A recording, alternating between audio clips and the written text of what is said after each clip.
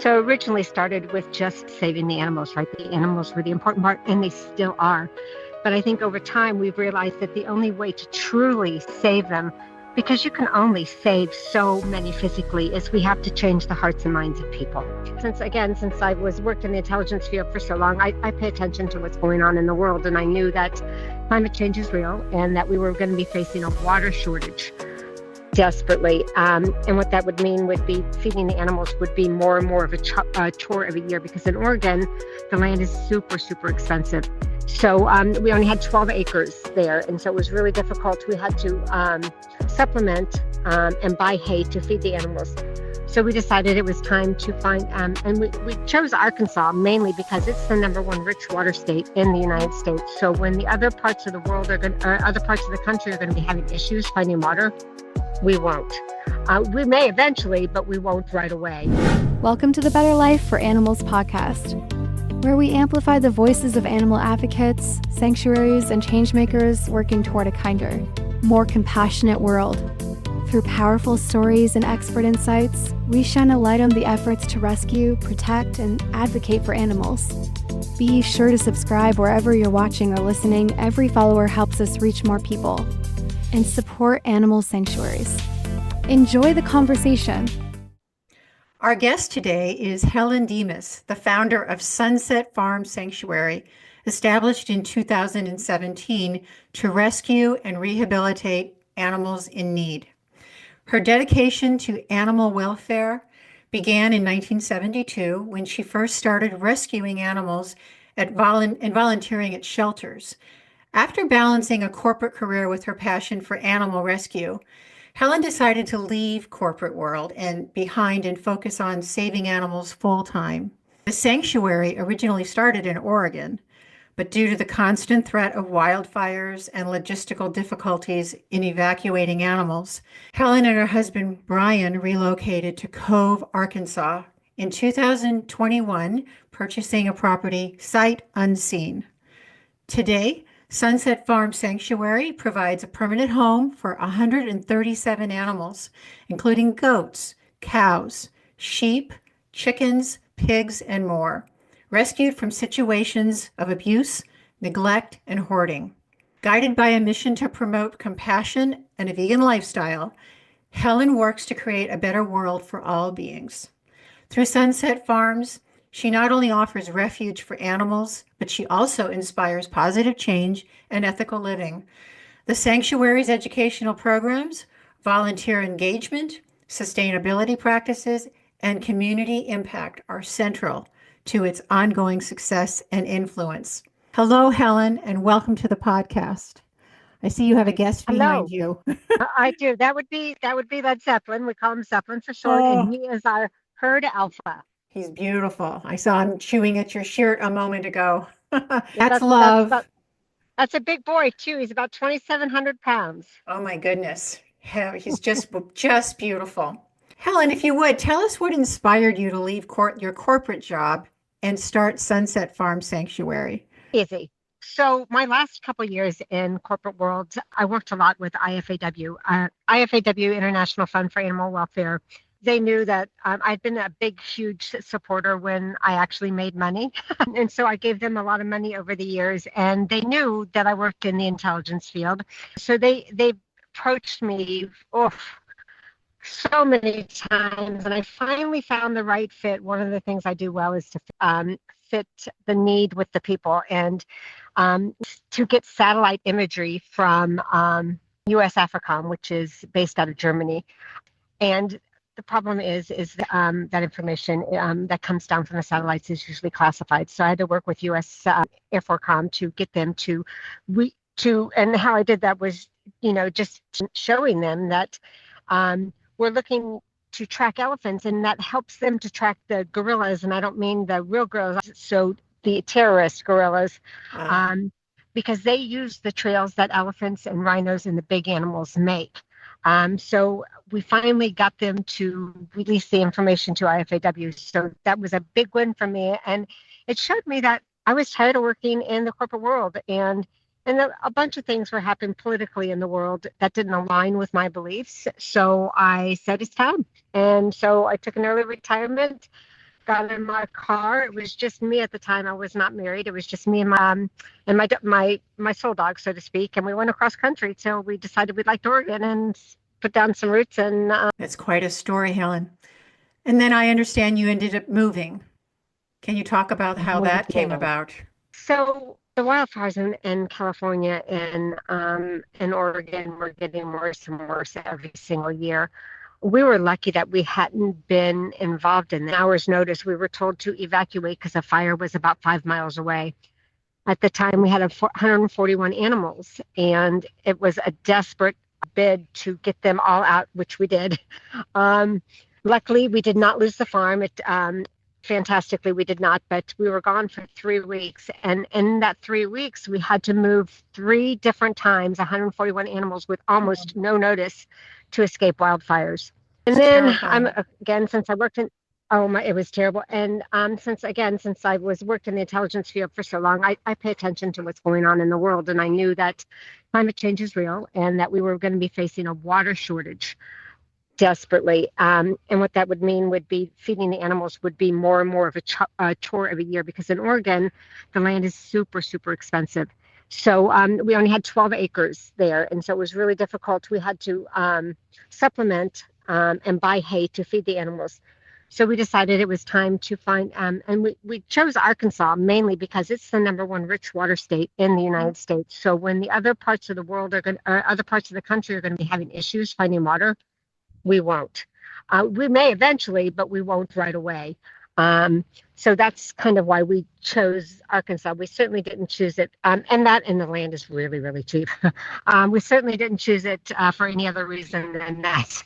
I understand. Well, the wildfires are just getting worse all the time. I'm sure you've followed what happened in California just last month. It's just terrifying, and I feel so bad for the poor animals that are just innocent in all of this.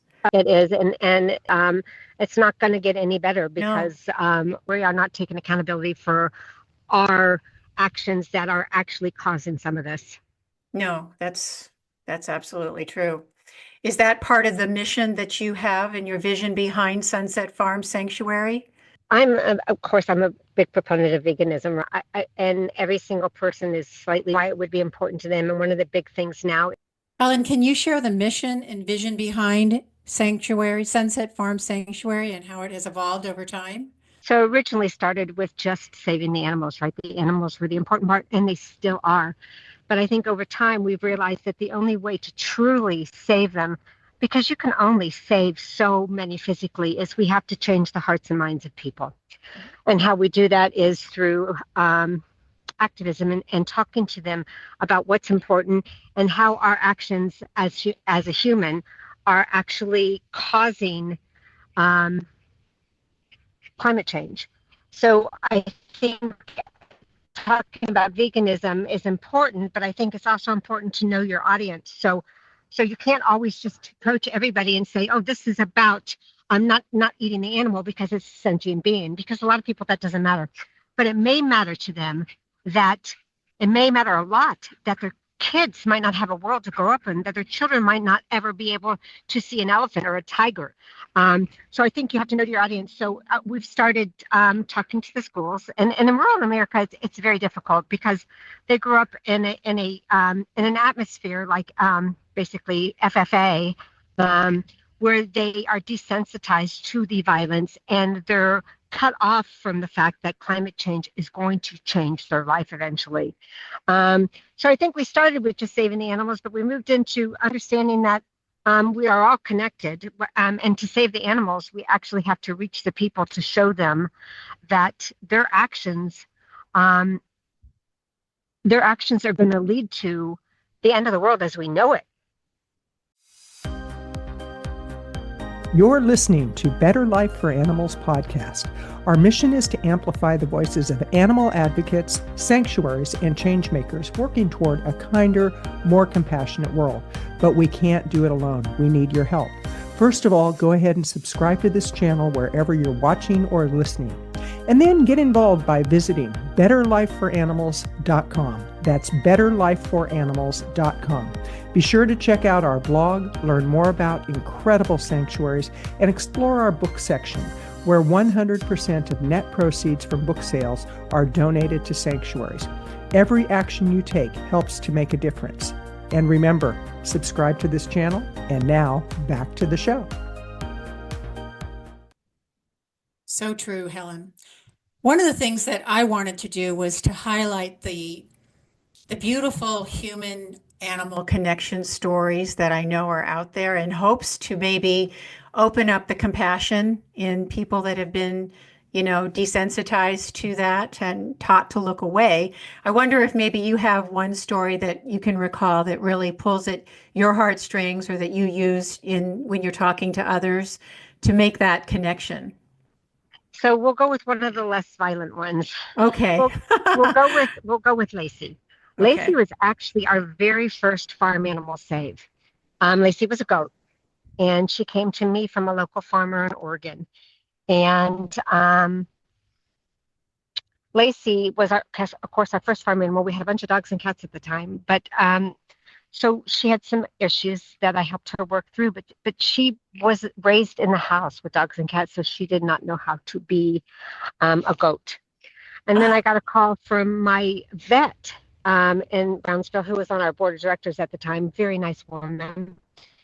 And she said, she had a case where an elderly gentleman had twin goats, and they lost one of them, and he couldn't bring himself to keep the other one. And so would I take her, knowing that she was about 14 years old and that she had cancer? And I said, absolutely, we'll take her, and we'll put her in a palliative care. But when she got there, it was clearly apparent, right? Her entire 14 years of life had been with her brother, and one home. And so she had kind of lost her will to live. Her name was Dolly. And so I said, well, maybe we can help each other out here, Dolly. So I introduced her to Lacey, and it was a match made in heaven. She gave Dolly a reason to get up every day and to live, and to live and enjoy what was left of her life. And in return, she taught Lacey on how to be a goat, on how to see the world as a goat sees it, and not as a dog or a human would have seen it. And then after about 4 months, it was Dolly's time. I woke up one morning and I knew it was. And so I called my vet, and she came out there, and we all sat with her and loved on her. And Lacey was with us. And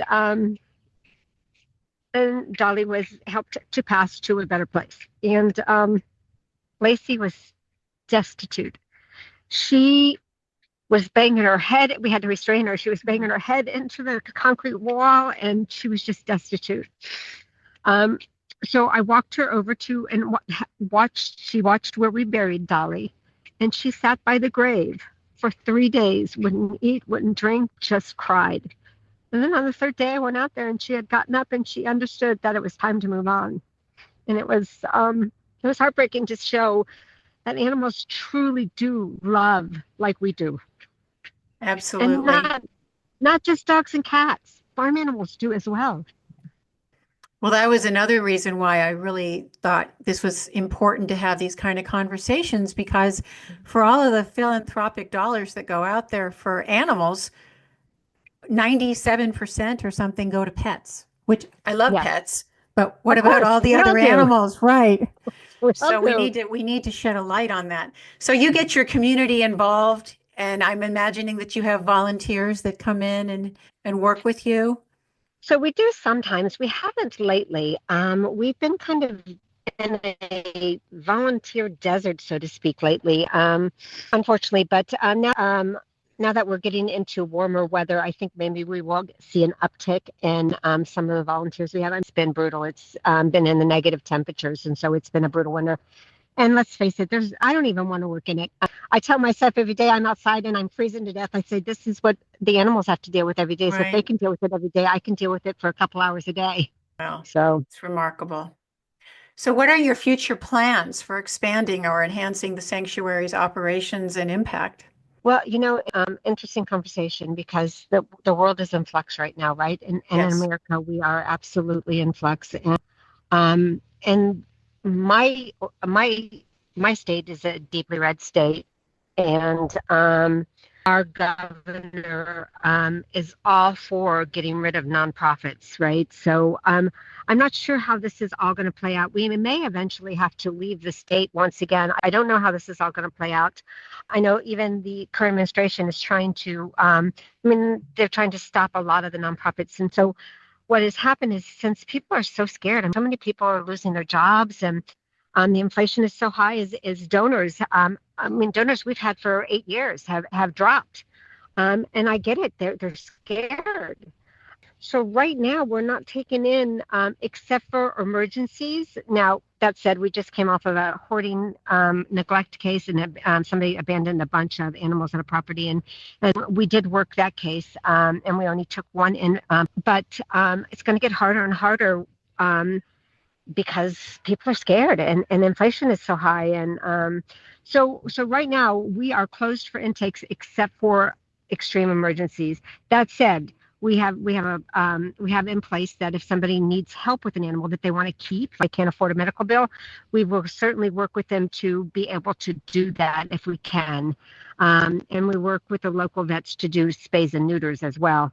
But right now we're not taking in any new animals, and so I don't really know what the long-term plan is, and because it's such in flux right now, if that makes sense. Absolutely, it makes sense. And I understand the chaos and the fear. And I also know that in this space, we have to be optimistic. We have to. We have to think about, tomorrow's another day. This is a cycle. And in the end, I do believe, I'm sure you do too, that compassion is going to win out. I truly believe that there are more compassionate and empathetic people than there are not. So absolutely. I do believe that eventually we will see our ways through these times. So in closing, Helen, what do you think is the most effective way to awaken a person's awareness due to the harsh realities of factory farming? And how can sanctuaries like yours serve as a bridge between the public and the animals suffering? How can we change the narrative? So a lot of this is so many people don't get the opportunity to actually meet these animals. All they do is go to a grocery store and pick up a severed body part and not actually understand, right? The process on how that animal got to that body part. And so I love to have non-vegans at the sanctuary because it's not me, it's not my words. They may affect some people and they may get them to do some research, but it's going to be the animals, the interactions with these beings that change the hearts and the souls of the people. Not words can help for sure, but when, for instance, real quick, we had a man who was raised on a turkey farm, and we do a thing called hip camp here where people can come hip camp and interact with the animals. And they came, and he was like, I'm just going to sit right here. And we had a turkey named Nigel who just passed at 12 years old. But Nigel immediately went up to him, and he spent that entire weekend with Nigel. And when they were leaving, Nigel followed them up the driveway in their car, and the man stopped his car, ran back and hugged Nigel, and he said, I will never eat a turkey ever again. I had no idea.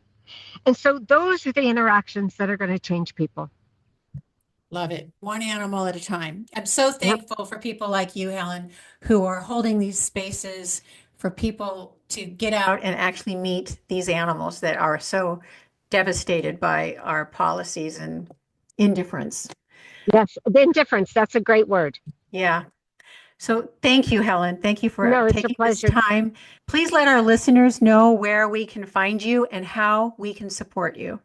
So you can go to sunsetfarmsanctuary.org. And on there's a link tree, and we have lots of ways you can support us. One is we have an Amazon wish list, but we also have a Venmo, Patreon, PayPal as well. So those are great ways to help us.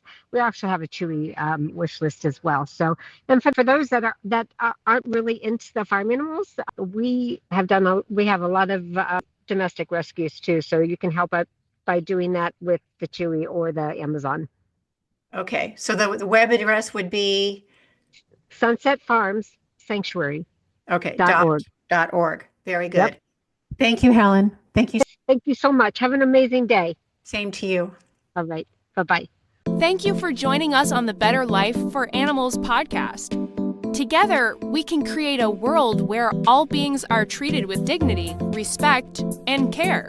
If you enjoyed this episode, be sure to subscribe, rate, and review wherever you're listening. It helps us reach more people and spread awareness about the incredible work happening in animal sanctuaries. You can also share this episode with friends and fellow advocates to keep the conversation going. Until next time, keep speaking up, taking action, and making a difference for the animals.